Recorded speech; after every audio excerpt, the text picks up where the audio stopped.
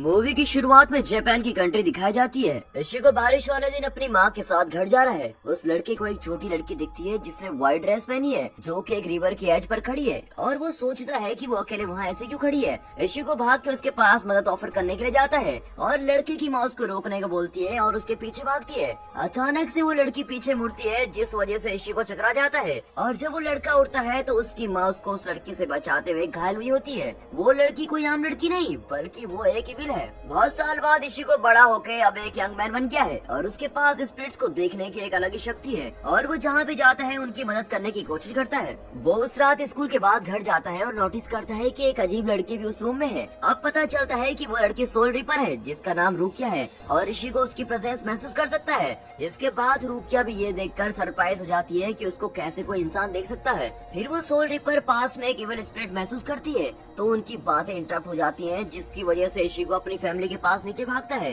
और देखता है कि उसकी बहन एक डरावनी आवाज सुनने के बाद एक कॉर्नर में छुपी हुई है। अचानक से इशिको की नजरों के सामने एक एक्सप्लोजन दीवार को तोड़ देती है और एक जायंट हाथ उस लड़की को पकड़कर दूर लेके जाता है। इशिको जल्दी अपनी बहन को बचाने के लिए बाहर भागता है पर उससे एक बहुत ही बड़ा मॉन्स्टर दिखाई देता है जो उसके सामने बिल्कुल खड़ा है। इशिको ऐसे नॉकआउट हो जाता है जैसे वो कुछ ना हो, लेकिन तभी रूकिया अपने स्वॉर्ड लेकर उस क्रिएचर को सबक सिखाने आती है, जिसके कारण वो मॉन्स्टर उस लड़की को छोड़ देता है और वो सीधे इशिको के ऊपर गिर जाती है। रूकिया समझती है कि ये मॉन्स्टर एक इविल स्पिरिट है जिसका नाम होलो है और ये इशिको की अनयूजुअल हाई स्पिरिचुअल पावर की वजह से अट्रैक्ट हुआ है। इससे पहले कि उनकी बातें खत्म होती, क्रिएचर अपने हेड को लॉन्च करके रूकिया पे अटैक करता है और वो मॉन्स्टर को ब्लॉक करके और बिल्कुल सही समय पे उसको नॉकआउट कर देती है। वो अपने खुद के अटैक्स को लॉन्च करने की कोशिश करती है पर बहुत जल्दी होलो द्वारा कैप्चर हो जाती है क्योंकि वो अपने मुंह से काफी एनर्जी निकालता है। लकीली रूकिया अपने स्पेल का इस्तेमाल करके खुद को रिलीज कर लेती है और हवा में उड़ते हुए वो मॉन्स्टर को नॉकआउट कर देती है और फिर वो गाड़ी के ऊपर गिर जाती है। इशिको सोल रिपर की तरफ भागता है और उसको एहसास होता है कि वो लड़ाई से बुरी तरह जख्मी हुई है। रूकिया इशिको को बताती है कि उसको अपने डेथ गॉड्स की पावर उसको स्टैप करके इशिको को ट्रांसफर करनी है ताकि वो मॉन्स्टर से लड़ सके और उनके सोल्स को बचा सके। तभी दिखाते हैं कि क्रिएचर ने उन अटैक से बहुत जल्दी रिकवरी कर ली है। इशिको के पास उसके ऑफर एक्सेप्ट करने के सिवा और कोई ऑप्शन नहीं होता और तभी वो अपनी सोर्ड उसको स्टैप कर देती है। होलो अटैक करने के लिए आगे आता है पर एक शैडो उस मॉन्स्टर को स्लैश करती है और जायंट के पास ही लैंड होती है। फिर पता चलता है कि इशिको ने सक्सेसफुली सोल रिपर की पावर पा ली है और वो एक स्ट्राइक में ही स्प्लिट के आर्म काट लेता है। मॉन्स्टर गुस्से में अटैक करने आता है पर इशिको होलो के ठीक बीच से स्लैश करता है, जिस वजह से क्रिएचर हाफ में स्प्लिट हो जाता है और वो इंसानी दुनिया से बिल्कुल गायब ही हो जाता है। इशिको अगले दिन उठता है और सोचता है कि ये सब तो एक ड्रीम था, पर उसे बहुत जल्दी रियलिटी का एहसास होता है जब वो दीवार पर एक बहुत बड़े होल को देखता है। सरप्राइजिंगली उसके फैमिली मेंबर पिछली रात की सारी मेमोरी खो चुके थे और वो सोचते हैं कि एक ट्रक वहाँ घुस गया होगा। फिर इशिको रोज की तरह स्कूल जाता है पर क्लासरूम में अपने दोस्तों को देखने के बाद वहाँ रूकिया आती है और रूकिया को एक स्टूडेंट की तरह एक्टिंग करते देख वो तो बिल्कुल शॉक ही हो जाता है। वो इशिको को पकड़ के बोलती है कि वो एक शब्द न बोले और धमकाती है कि ऐसा करने पर वो उसको मार देगी। रूकिया उसे समझाती है कि वो वापस अपने डायमेंशन में नहीं जा पा रही है, जिसे सोल सोसाइटी के नाम से जाना जाता है, क्योंकि गलती से उसने अपनी सारी पावर इशिको को दे दी है। उसे वो पावर अब वापस लेनी है, नहीं तो वो किसी होलो से लड़ नहीं पाएगी और हमेशा के लिए यहाँ ट्रैप हो जाएगी। रूकिया एक स्पेशल ग्लव पहनती है और इशिको की तरफ भागती है और उसके सोल को धक्का मार के उसकी बॉडी से बाहर निकाल देती है। इशिको को जायंट स्वॉर्ड पकड़ाती है और बोलती है कि वो उसको उसकी बॉडी में स्ट्रैप करे ताकि वो अपनी सारी पावर उसमें फिर से रिलीज कर दे।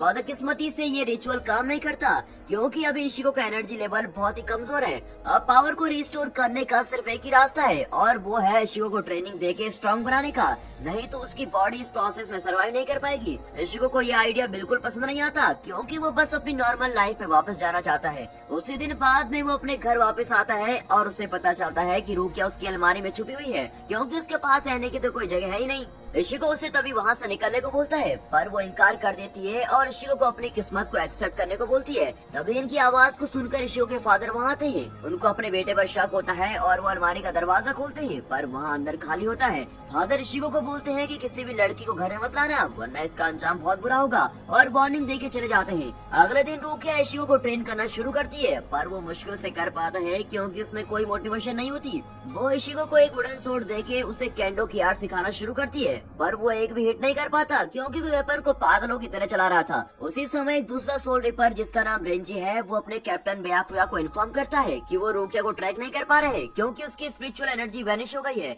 और ये सजेस्ट करता है कि उसने अपने पावर्स किसी को दे दी है। कैप्टन रेंजी को ऑर्डर देते हैं कि उसका ठिकाने का पता करें क्योंकि अपनी पावर किसी इंसान को देना ऑफेंस है और इसकी सजा सिर्फ मौत है। रात में इशिको स्कूल से घर जा रहा होता है तभी वो पीछे नोटिस करता है कि उसके पीछे कोई आ रहा है। वो उस सोल रीपर को सामने आने को बोलता है और रेंजी सरप्राइज हो जाता है कि एक इंसान उसे सच में देख पा रहा है। रेंजी उसे डिमांड करता है कि वो उसे रूकिया का ठिकाना बताए पर इशिको ऐसा नाटक करता है जैसे कि वो उसके बारे में जानता ही नहीं। लेकिन फिर उसे एहसास होता है कि उसकी दोस्त मुसीबत में है और वो उसको बचाने की कोशिश करता है।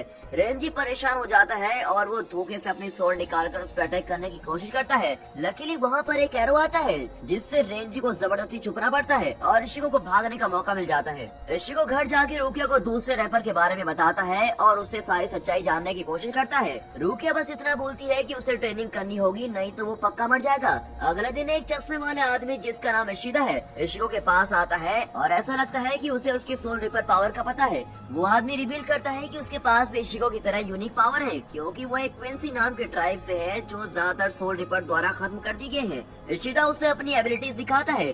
वो अपनी स्पिरिचुअल एनर्जी से एक बो बनाता है और रिवील करता है कि पिछली रात इशिको को बचाने वाला वही था। वो इशिको से लड़ने के लिए हेल्प मांगता है ताकि वो रिपर से उसके लोगों को मारने का बदला ले सके पर इशिको धमकाने के बाद भी इनकार कर देता है। कोई और चॉइस न होने के बाद इशिदा प्लान करता है कि वो होलोस को ल्योर करके इशिका को लड़ने के लिए मजबूर करेगा और वो बेड को नीचे सीढ़ी से फेंकता है। रूकिया इविल स्पिरिट को सेंस करके इशिको की तरफ भागती है और उसे सोल रिपर बनने पर फोर्स करती है ताकि वो इनोसेंट लोगों को बचा सके। वो पार्क की तरफ भागते हैं जहाँ उनको एक लड़के का सोल दिखता है जिसे उसने पहले बचाया था और उसका पीछा एक जायंट मकड़ी जैसा मॉन्स्टर कर रहा है। इशिको क्रिएचर की तरफ भागता है और अपनी जायंट स्वॉर्ड से उस पर अटैक करता है पर मॉन्स्टर जल्दी से बच निकलता है और उसे कोई इफेक्टिव हिट नहीं मारने देता। रेपर भी मॉन्स्टर के अटैक को डॉज कर पाता है और वो डेस्परेटली उसके जायंट लेग से दूर भागता है। इवेंचुअली इशिको थक जाता है और थोड़ा रिलैक्स हो जाता है जिस वजह से होलो को स्ट्राइक करने का मौका मिलता है और वो रेपर को नॉक कर देता है। इससे पहले कि मॉन्स्टर उसे मारता रेंजी उसे हाफ में कट कर देता है जिसने उन्हें उनकी स्पिरिचुअल एनर्जीज को ट्रैक करके लोकेट किया होता है।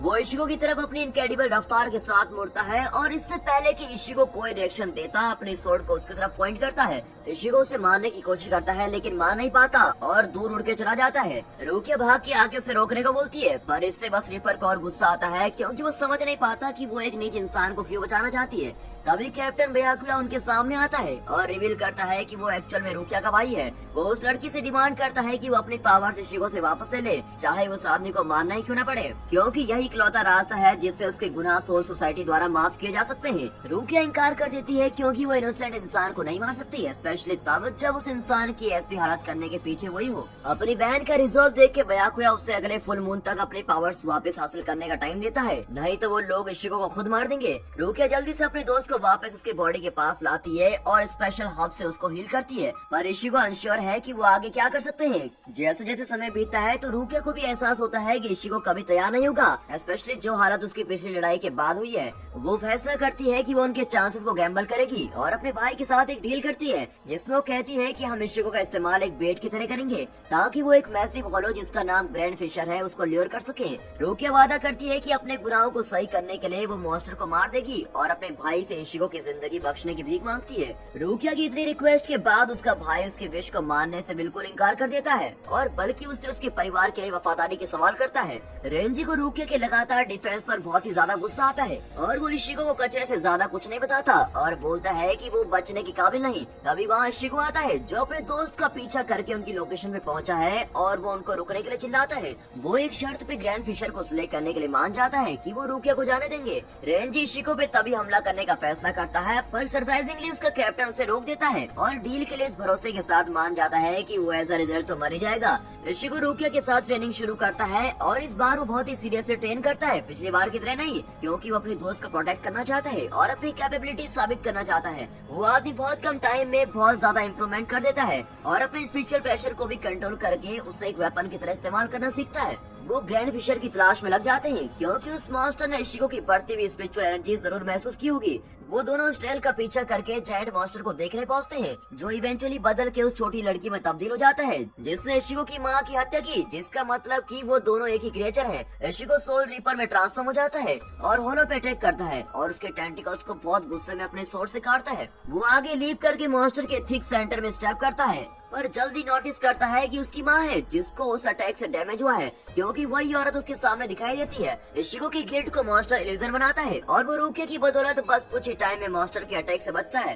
फाइनली होलो अपनी असली फॉर्म में तब्दील हो जाता है, जो कि एक जायंट बेस्ट को रिजेंबल करती है, जिसे देख के इशिको को बहुत गुस्सा आता है और वो अपनी माँ का बदला लेने के लिए भागता है। वो दोनों शहर में पहुंचते हैं और मॉन्स्टर सोल रीपर का पीछा करते हुए बहुत ज्यादा डैमेज करता हुआ आ रहा है। अब सोल रीपर डेस्परेटली मॉन्स्टर को अवॉइड करने की कोशिश करता है, पर उसके टेंटिकल्स को अवॉइड करना बहुत ही मुश्किल है, जिस वजह से इशिको लगातार अपनी जान बचाने के लिए डिफेंड करता है। होलो इवेंचुअली अपने पंजों के साथ इशिको को पकड़ता है और रीपर को अपने वजन के नीचे कुचलने की कोशिश करता है, पर इशिको लड़ाई में हार नहीं मानता और बिल्कुल डट कर रहता है। तभी एकदम मॉन्स्टर पे एक एरो शॉट किया जाता है, जिस कारण वो आदमी से दूर नॉक हो जाता है और ये रिवील होता है कि यहाँ मदद करने इशिदा पहुंचा है। क्वेंसी क्रिएचर की अटैक्स को डॉज कर पाता है और उस पे बहुत सारे एरो को फेंकता है, पर होलो उन्हें आसानी से डिफ्लेक्ट कर पाता है। डिस्ट्रैक्ट हुए मॉन्स्टर पे इशिको अटैक करने भागता है और उसके नीचे भाग के क्रिएचर को नीचे से काटता है, पर इससे उस इविल स्पिरिट को और गुस्सा आता है और वो गुस्से में जोर से आसमान की तरफ चिल्लाता है, जिस वजह से एक टॉर्नेडो क्रिएट होता है। वो उन दोनों पे स्ट्राइक करता है और मजबूरन अटैक से बचने के लिए इशिको को बस में छुपना पड़ता है,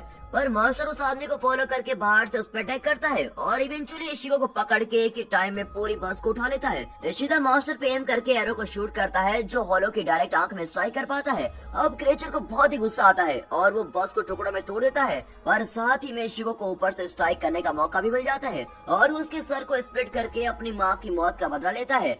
होलो चिल्लाता है जैसे ही वो नीचे जमीन पे गिरता है और जल्दी गायब हो जाता है। रोकी अपने दोस्त की तरफ भागती है, ये कंफर्म करने के लिए कि वो एकदम सही सलामत है कि नहीं। तभी इशिको उसकी ओर स्माइल करता है, पर इससे पहले कि वो सेलिब्रेट करते इशिदा की पीठ में रेंज स्टैब कर देता है और यहाँ उनकी पुरानी डील के बावजूद भी इशिको को खत्म करने आया है। बयाकुया लड़की को आखिरी मौका देता है खुद को रिडीम करने का और उसे इशिको को मारने का ऑर्डर देता है और ये स्टेट करता है कि सोल रिपर को कभी इंसानों से दोस्ती नहीं करनी चाहिए। उसका भाई उसको बहुत कन्विंस करने की कोशिश करता है, पर रोकी अपने दोस्त पे गिव अप नहीं कर पाती, जिसकी वजह से कैप्टन रेंजी को उन दोनों को खत्म करने का ऑर्डर देते हैं। सोल रिपर इशिको को मारने की नियत से उस पे हमला बोलता है, जिस वजह से मजबूरन उसको खुद को और रोकिया को एक टाइम पे डिफेंड करना पड़ता है। रेंजी के अटैक इशिको के लिए बहुत तेज है, जिन्हें वो संभाल नहीं पाता और इवेंचुअली वो गाड़ियों की तरफ क्रैश होता है, पर इस बार वो सोल रिपर की मूवमेंट को देख पाता है, जिससे उसके जीतने की पॉसिबिलिटी बढ़ जाती है। इशिको दुश्मन की तरफ हमला बोलता है और वो लगातार घमासान स्ट्राइक एक्सटेंड करते हैं। रेंजी को बहुत गुस्सा आता है और वो तुरंत स्ट्राइक बैक करता है और इशिको के मुंह पे किक करता है और उस डिवास्टेटिंग किक से उसे नॉक करता है।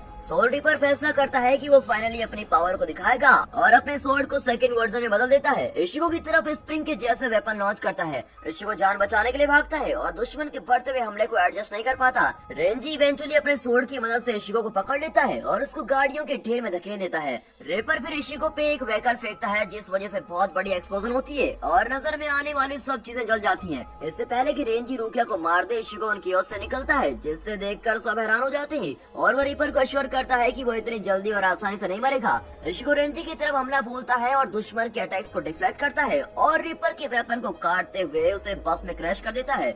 ये देखकर कि उसका आदमी क्लियरली हार गया है, बयाक्यो फैसला करता है कि अब वो लड़ाई में शामिल होगा और रेंजी को रिट्रीट करने को बोलता है। इशिको आगे भागता है कैप्टन को स्लैश करने के लिए, पर कैप्टन उसके सामने से गायब हो जाता है और उसके स्वॉर्ड को अपनी बस 2 उंगलियों में पकड़ लेता है। वो आदमी फिर से अटैक करने की कोशिश करता है, पर जल्दी उसके पेट में कैप्टन कट करता है और वो जमीन पर गिर जाता है। सरप्राइजिंगली इससे पहले कि कैप्टन जाए, इशिको दोबारा उठने की कोशिश करता है और एक बार फिर से अटैक करता है, पर जल्दी उसका वेपन रोक दिया जाता है और बेहद तेज रफ्तार से उसे काट दिया जाता है। अब इशिको बार बार गिरने के बाद भी हार नहीं मानता। वो हार मानने से इनकार करता है क्योंकि उसे किसी भी कीमत में रूकिया की रक्षा करनी है। बयाक्यो उस आदमी के जिद्दीपन पर फ्रस्ट्रेट होता है और उसके फेस पे उसे आखिरी बार स्ट्राइक करता है और एक बार फिर इशिको को जमीन पे नॉकआउट कर देता है। अमेजिंगली इशिको हार मानने से इनकार करता है और कैप्टन को पकड़ के उसे बताता है कि अभी सब खत्म नहीं हुआ। रेपर को बहुत गुस्सा आता है और वो फैसला करता है कि वो इशिको को खुद मार देगा, पर रूकिया उसे नॉक करके उससे बचा लेती है और उसे एक नीच आदमी बुलाती है। वो अपने दोस्त को स्ट्राइक करके उसे उठने से रोकती है और अपने आंसू को डेस्परेटली रोकते हुए शिको को बताती है कि वो थक गई है। रूकी अपने भाई को वादा करती है कि वो सोल सोसाइटी वापस जाएगी और उसके पापों के लिए उसे जज किया जाए ताकि उन्हें और इंसानों को मारने की जरूरत न पड़े। वो औरत इशिको की सोल लेके उसे खुद को स्टैप करती है, जिससे वो आदमी की सारे पावर ले लेती है और सब व्हाइट में बदल जाता है। अगली सुबह इशिको उठता है और उसके सब जख्म जा चुके हैं और वो ऐसा फील करता है जैसा ये सब कुछ सपना था। वो स्कूल वापस जाता है और अपने सब दोस्तों को देखता है, पर उसे महसूस होता है कि कोई बहुत इंपॉर्टेंट वहाँ पर नहीं है। वो डेस्क से निकल के नोटबुक खोलता है और रुकिया की राइटिंग देखता है, जिस कारण वो एक बार फिर से स्माइल करता है। और दोस्तों, यहाँ पर ये मूवी खत्म हो जाती है।